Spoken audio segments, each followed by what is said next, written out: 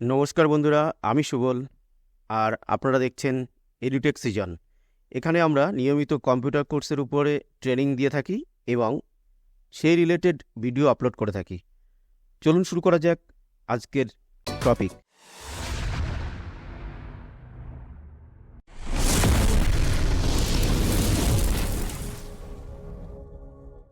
নমস্কার বন্ধুরা, চলে এসেছি নতুন আরেকটা টপিক নিয়ে। আজ আমরা শিখব মাইক্রোসফট অফিস ওয়ার্ডে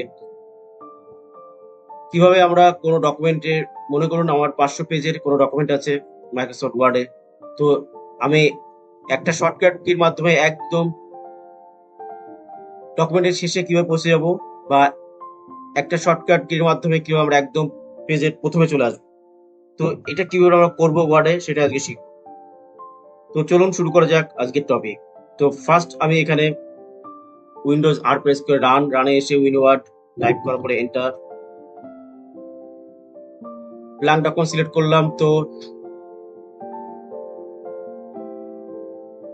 তার সঙ্গে আমি কিছু আজকে শর্টকাট শিখছি, আর একটা কন্ট্রোল এন্টার হচ্ছে প্রেস ব্রেক।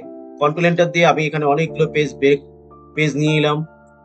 কন্ট্রোল এন্টার দিয়ে আমি অনেকগুলো পেজ এখানে নিয়ে এলাম। কন্ট্রোল এন্টার হচ্ছে পেজ ব্রেকের শর্টকাট কি, মানে এক নম্বর পেজ আছে, আপনারা অনেকগুলো পেজ চাইছেন, সেক্ষেত্রে কন্ট্রোল এন্টার প্রেস করলে আমরা একের বেশি পেজ আনতে পারবো। তো কন্ট্রোল এন্টার দিয়ে আমি এখানে দেখতে পাচ্ছি বন্ধুরা 21 খানা পেজ রয়েছে, এখানে আমাদের 21 পেজ রয়েছে।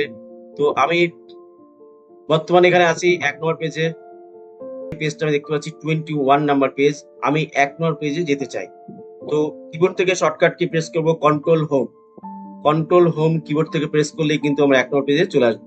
দেখুন বন্ধুরা, এখানে পেজ 1 of 21 লেখা রয়েছে, এখানে আমি 1 নম্বর পেজে চলে এসেছি।